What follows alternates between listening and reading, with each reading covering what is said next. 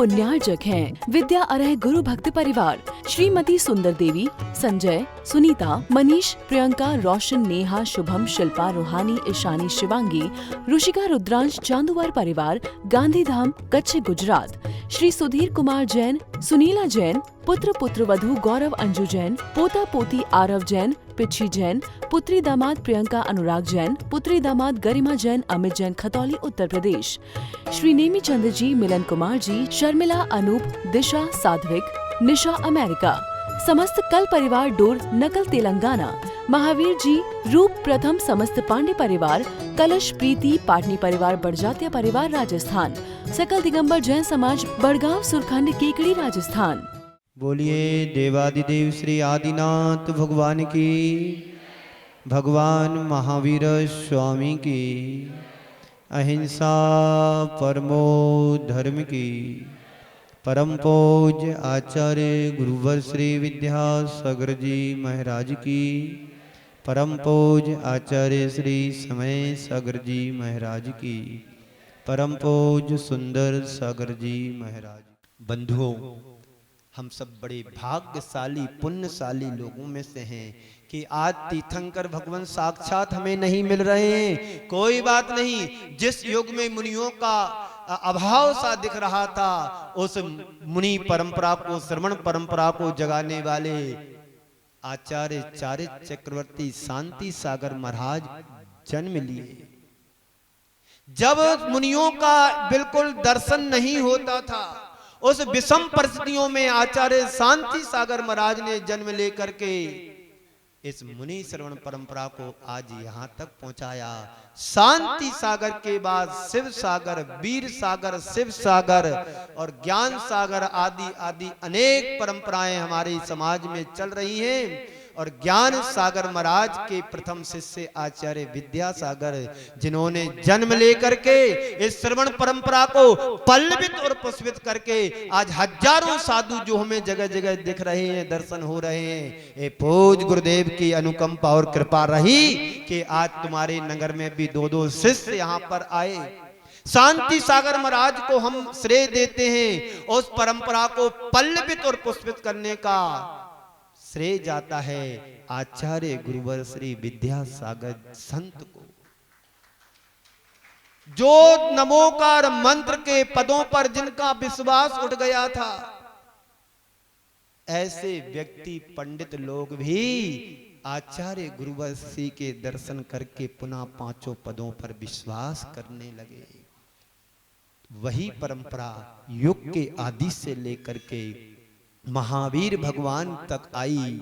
उस महावीर भगवान की परंपरा को हमारे आचार्य कुंद कुंद भगवान आदि जैसे महाराजों ने उस परंपरा को आगे बढ़ाई। और आज ये हम सबके पास धर्म है, इस धर्म को धारण करने की चीज है, उदाहरण की नहीं है। आज हम भगवान के जन्म कल्याण की बात कर रहे हैं। आप अपने अपने मन से पूछना, अंदर झांक करके देखना, अनंत काल से जन्म मरण करते चले आ रहे हैं। जन्म मरण, मरण और जन्म, जन्म मरण करते आ रहे, लेकिन हमारा कल्याण क्यों नहीं हुआ?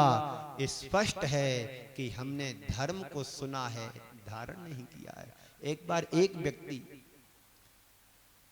संत के चरणों में गया, संत से निवेदन किया कि गुरुदेव, मैं आपकी भक्ति करता करता, धर्म करता करता यहाँ तक पहुँच गया हूँ, लेकिन जीवन में धर्म धारण नहीं कर पाया हूँ, जीवन में परिवर्तन नहीं आ रहा है, इसकी वजह क्या है? संत तो संत थे, उन्होंने एक उदाहरण से उसे समझाना चाहा कि कहा कि देख बस तू एक लोटा मदरा लेकर के आ, शराब लेकर के आ, एक लोटा शराब लेकर के आओ, इस लोटे को पूरा खाली करना है, एक बूंद गले के नीचे नहीं उतरना चाहिए, कुल्ला करके पूरा का पूरा लोटा खाली करना है। शिष्य सरल स्वभावी था, उस शिष्य ने पूरा लोटा कुल्ला लिया, थोड़ा सा थूक दिया, लिया फिर थूक दिया, कुल्ला पूरा लोटा कर दिया खाली। गुरुदेव ने उससे पूछा, शिष्य से पूछा, क्यों तुम्हें शराब का नशा आया क्या? बोले नहीं गुरुदेव। क्यों नहीं आया? क्योंकि एक भी बूंद मेरे गले के नीचे नहीं गई, मुख में लिया थूक दिया, मुख में लिया थूक दिया, तो बस यही कारण रहा कि सारी जिंदगी तू धर्म की बातें तो करता रहा है, लेकिन धर्म को तूने धारण नहीं किया, इसलिए तेरे जीवन में धर्म का असर नहीं दिख रहा है। जिस दिन धर्म की बातों को तू धारण कर लेगा, जीवन बदल जाएगा, परिवर्तन आ जाएगा। तो यहाँ जितने बैठे हैं सबने धर्म को सुना तो है और धर्म को पढ़ा भी है, लेकिन जीवन में उतारा नहीं है। धर्म सुनने की बात सीमित तक नहीं है, धर्म का पारायण भी होना चाहिए। तो जीवन का मजा और आनंद कुछ और है। तो बंधुओं, पूरे देश देशांतरों में विहार करते करते अंत में कैलाश पर्वत पर जाकर के माघ बदी चतुर्दशी के दिन 14 दिन के योग निरोध पूर्वक परम निर्माण को उन्होंने प्राप्त किया था। और इस युग के आद्य तीर्थंकर भगवान ऋषभदेव हुए। ऋषभदेव के बारे में सारी बातें हमारे शास्त्रों में उल्लिखित हैं, पर हमें समय कहाँ है शास्त्रों को पढ़ने का। तो कम से कम साधुओं को सुनो। आज जगह जगह हमारे संघ के और अन्य संघ के जहां जहां पर संघ रुके हुए हैं, आज उनके सानिध्य में इस तरह की आदिनाथ जयंती का भी कार्यक्रम चल रहा होगा। किसी ने सुबह प्रवचन दिए होंगे, किसी ने दोपहर में दिए होंगे, कोई रास्ते में होंगे बिहार में, और कोई अपने स्थान पर होंगे। तो मुनि साधु संतों त्यागी वृत्तियों के सानिध्य में हर समाज में अब कार्यक्रम होने लगे हैं। जैसे महावीर जयंती को मनाते हैं, ऐसे ही हमारी समाज के लिए आदिनाथ जयंती को बड़ी उत्साह और धूमधाम से मनाना चाहिए। ये संदेश पूरे विश्व में जाना चाहिए। जितने उत्साह और मनोयोग से भगवान महावीर के जन्म कल्याण को जयंती को मनाते हैं, उतने उत्साह और ऊर्जा से भर करके हमें ऋषभदेव की जयंती को भी मनाना चाहिए। कोठरी वालों ने बड़े उत्साह के साथ सुबह प्रभात फेरी निकाली और हमारे आने पर एक जुलूस बना करके चौराहे से लेकर के मंदिर तक पहुंचे। ये भी एक जुलूस का रूप बन गया, आदिनाथ जयंती का स्वरूप बन गया। मैं चाहता हूं ये जुलूस आज मात्र का ना रहे, जब तक तुम्हारा जीवन है तब तक ऋषभदेव की जयंती का रूप देते रहें। भगवान महावीर के संदेशों को जन जन तक पहुंचाएं, आदिनाथ भगवान के संदेशों को जन जन तक पहुंचाएं। जब जन जन के हृदय में जिनेंद्र भगवान की वाणी उतरेगी तो हर इंसान की आत्मा परमात्मा अवश्य बनेगी। तो ये ऋषभदेव का सामान्य परिचय रहा, लेकिन ये ऋषभदेव का परिचय बहुत छोटा सा परिचय है। उनका सही परिचय तो कुछ और है, जो हम उनके अवदानों से जानेंगे। इनकी चर्चा मैं आपसे थोड़ी सी और करूंगा, समय को देखते हुए मैं अपनी वाणी को विराम दूंगा। लेकिन दूसरा प्रश्न है, ऋषभदेव कब हुए? जैन दर्शन के अनुसार काल चक्र में अनादि से चला आ रहा है। इसी क्रम में 6 काल होते हैं, सुषमा दुखमा काल, सुकमा काल, तीसरा काल सुकमा दुष्मा काल। इस काल को भोग भूमि के रूप में जाना गया है और उस युग में मनुष्यों के अपने लिए कोई कर्म करने जैसी आवश्यकता नहीं होती थी। सारा उनका जीवन भोग भूमि में कल्प वृक्षों के द्वारा उनकी आवश्यकताओं की पूर्ति की जाती। लेकिन आज जैसी कोई व्यवस्था नहीं थी। आप लोग आज कर्म करते हैं, क्रिया करते हैं, तब तुम्हें कुछ खाने पीने के लिए मिलता है। और आप लोग यदि सोचें कि कुछ करना ना पड़े, सारी हमारी आवश्यकताओं की पूर्ति हो जाए, ये संभव नहीं है। इसलिए इसे कर्म भूमि कहा गया है। क्या कहा गया है? जिस भूमि में हम सब का जन्म हुआ है, भगवान महावीर का जन्म हुआ, ऋषभदेव के बाद जितने तीर्थंकरों का जन्म हुआ, वो कर्म भूमि में जन्म हुआ है। और कर्म भूमि में जो कर्म करता है उसके फल स्वरूप उसे फल मिलता है। आप लोग अच्छा करोगे, अच्छा मिलेगा, जैसा करोगे वैसा मिलेगा। आप यदि सुख चाहते हो तो सुख के बीज को बोना होगा। और यदि आपके जीवन में दुख आ रहा है तो किसी को कहने की जरूरत नहीं। ये सोचो कि हमने पिछली पर्यायों में ऐसा क्या किया होगा जिसके कारण आज हमारे जीवन में दुख चल रहा है। आप कहीं पर भी हाथ डालते हैं, विपरीतता दिखाई देती है, अच्छा करते हैं, फल नहीं मिलता है, जो वांछित फल तुम्हें चाहिए वो नहीं मिल पा रहा है। इसकी वजह क्या है कि हमारे जीवन में असाता कर्म चल रहा है। आज मैंने सुबह कहा था कि विषम से विषम परिस्थितियों में भी हमें धर्म को नहीं भूलना चाहिए, कर्म को नहीं भूलना चाहिए, दान पुण्य थोड़ा थोड़ा करते रहना चाहिए। अभी आप लोगों ने शांति धारा देखी, करने वालों ने शांति धारा की, मैंने कहा इतना देना, सामने से आवाज आई जो गुरुदेव आपकी इच्छा जो आज्ञा। पैसा तो व्यक्ति बहुत कमाता है, जितना स्पीड से पैसा कमाता है व्यक्ति उतनी स्पीड से गमा भी देता है। पर संत कहते हैं कमाओ गमाने के लिए नहीं, कमाओ कमाओ बचाने के लिए कमाओ, और बचा करके फिर क्या करें, अच्छी जगह लगाने के लिए उस पैसे को सदव्यय करो, जिससे तुम्हारा जो पाप अर्जित हुआ है उससे पाप साफ हो सके। यही उपदेश हमारे 24 तीर्थंकरों ने दिए हैं कि बिना कर्म किए कुछ फल मिलने वाला नहीं है। इसलिए अच्छा करो, बेटर करो, बेस्ट करो, जिससे तुम्हारा जीवन भी अच्छा बने। तो बंधुओं, हमारे समस्त आवश्यकताओं की पूर्ति उस समय होने वाले प्राकृतिक कल्प वृक्षों से हुआ करती थी। हमारी आवश्यकताओं की जो आवश्यकताएं थी बहुत सीमित थी उस जमाने में, और इच्छाएं भी हम सबकी बहुत अल्प हुआ करती थी। जब धीरे धीरे तीसरे काल का अंत होने को हुआ तो कल्प वृक्षों का प्रभाव मंद होने लगा। उस समय अनेक प्रकार की प्राकृतिक परिवर्तन भी हुए।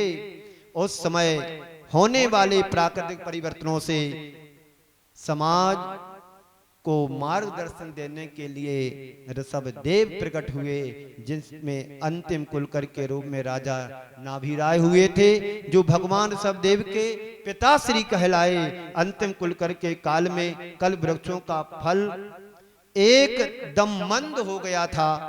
जब कल वृक्षों का मंद होना हुआ, कल वृक्षों ने फल देना जब बंद कर दिया, तो लोगों के लिए, संघर्ष के लिए, उनके उपदेश के लिए ऋषभदेव ने कहा कि घबराओ नहीं, अब तुम्हारे लिए कुछ उपदेश दिया जा रहा है, जिससे तुम्हें कर्म करना होगा और उस कर्म के फलस्वरूप तुम्हें अपने जीवन की आवश्यकताओं की पूर्ति करना होगी। आप लोगों के जीवन में भी देखो, पति कमाता है तो पत्नी गमा पाती है, यानी खर्च कर पाती है, और पति निकम्मा रहे, कमाए नहीं तो पत्नी कहां से खर्च करेगी। तुम्हारी आवश्यकताओं की पूर्ति कौन कर सकता है? आप जब कमाओगे तो कहीं पर जब तुम खर्च कर पाओगे। जितना बजट होता है व्यक्ति उतने हिसाब से ही खर्च करता है। हमारे बुंदेलखंड में एक कहावत है, जितनी चादर होती है उतने पैर पसारे जाते हैं। जितना तुम्हारा बजट होता है उसी हिसाब से व्यक्ति खर्च करता है। तो बंधुओं, अब कर्म भूमि का प्रारंभ हो गया है, तो इनसे ही अपनी जीविका होगी, आजीविका होगी। तब राजा ऋषभदेव ने प्रजाजनों के लिए असी मसी विद्या शिल्प वाणिज्य आदि का उपदेश दिया और कहा अब भोग का समाप्त हो गया है, अब बिना कर्म किए कुछ भी नहीं कर सकते हो। अगर अपने जीवन का निर्वाह तुम्हें करना है तो क्या करो? कर्म करो। उस समय 3 शब्द भगवान ऋषभदेव ने कहे।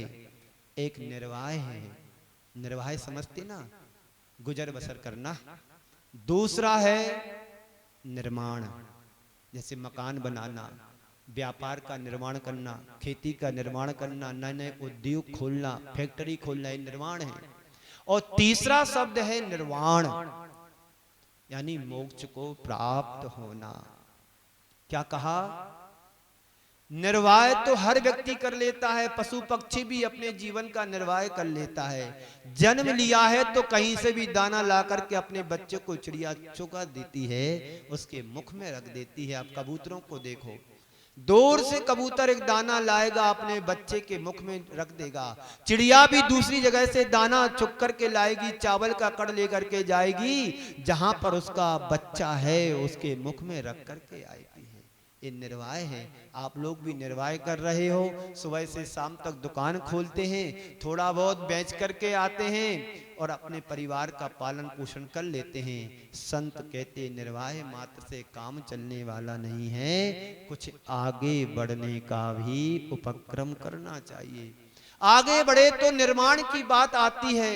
बड़े बड़े पुराने मकान नए मकानों में बदल जाते हैं, घर फ्लैटों ने स्थान ले लिया, छोटे घर बड़े घर बन गए, ये निर्माण हो गया।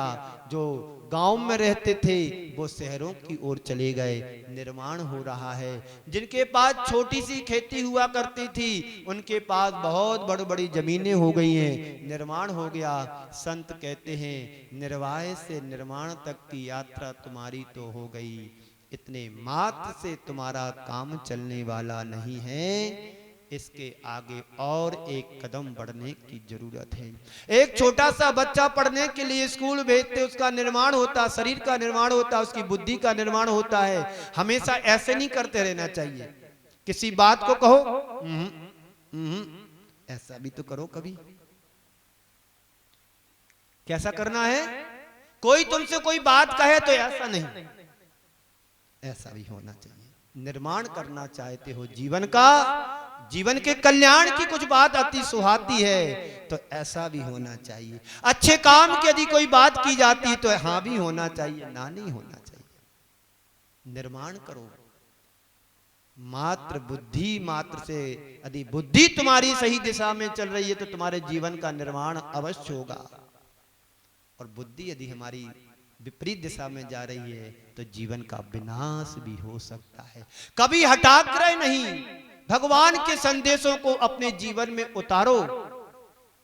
भगवान महावीर ने जो हम सबको दिया, ऋषभदेव ने जो हम सबको बताया, उनके सिद्धांतों को, थोड़े थोड़े सिद्धांतों को, अंश को भी अपने जीवन में धारण कर लेते हैं।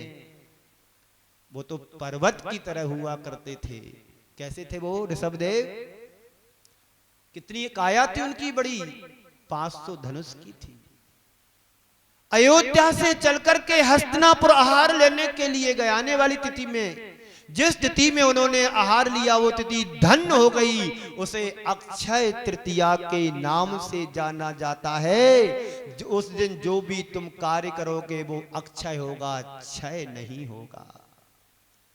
जैन समाज में नहीं, सभी समाजों में अक्षय तृतीया के दिन बहुत सारी शादियां होती हैं। महावीर जयंती के दिन शादियां करते हैं।